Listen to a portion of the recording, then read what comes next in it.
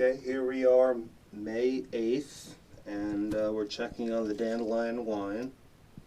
The temperature in the fermenter area looks to be about 61, 62 degrees, which is good. Anything from like 58, 56 up to about 66 is a good temperature for it. And also, if you're checking this daily with a hydrometer, if you see a drop around 0.008 and your specific gravity, that is a good fermentation. So the yeast is really working well.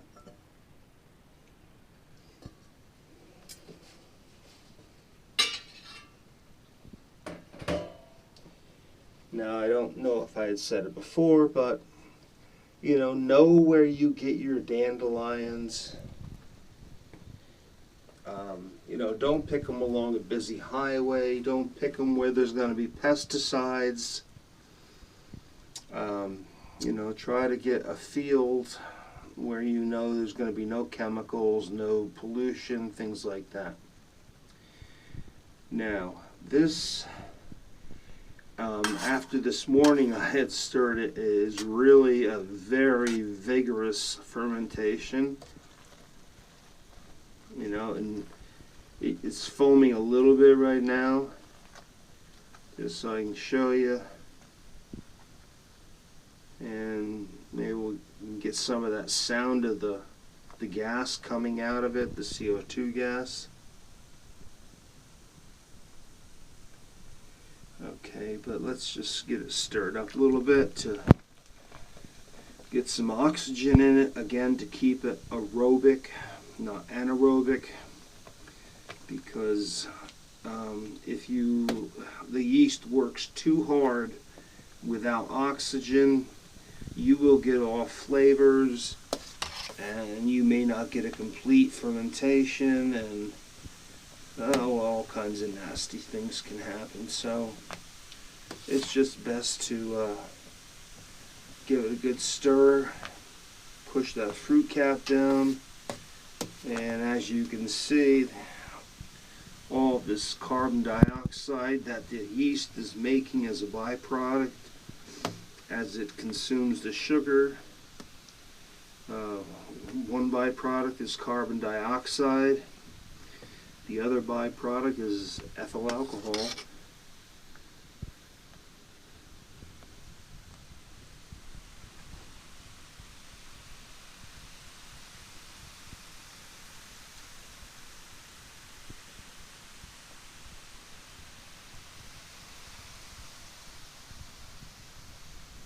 Now, on my first video, I did put a recipe down. It was a thorough recipe. It was pretty basic.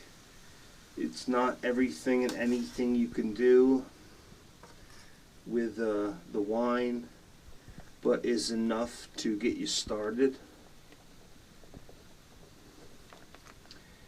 And that's what you need to do. You need to get your foot in the door and make a batch of something that's good, because there's nothing more heartbreaking than you get a recipe and you try it and it just turns out to be vinegar and something nasty that you really don't even want to put down the drain. That's how bad it is. But this I have been using for many years, and has yet to disappoint me. It is a very good recipe. And this process of pushing the fruit cap down and stirring it twice a day will continue for approximately 2 to 3 weeks, until I am satisfied. Of course, I'll be checking the specific gravity of the wine to see where it is in this fermentation. And as it gets lower and lower and it starts slowing down, at that point I will use a colander to scoop out the large portions of fruit, again pressing the juice out with the back of this stainless steel spoon to put the juice back into the wine.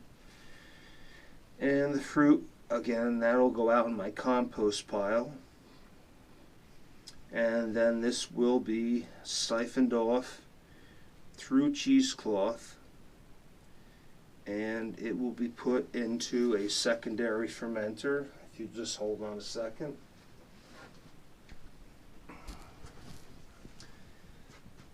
This is my secondary fermenter. It is a standard 5-gallon glass carboy. Not plastic, it is glass. And of course we have the airlock bubbler on top that will allow the CO2 gas to escape, but it does not allow fruit flies to get in. And the fruit flies are what turn your wine into vinegar, due to the fact that they have the vinegar bacteria on their bodies. They carry it with them their entire life. With all that being said, this is the second installment. I had left the recipe on the first video. Now, if you have any questions, comments, you want to know where you can get certain things, just give me a holler, leave a message. I will try to get back to everybody and let them know where they can get any of the products that I use or products that they find available near them. And this is just an old thermometer I put on top, so every day I know where the temperature is when I go to stir it. Alright, well, this is Dandelion Homebrew saying till next time.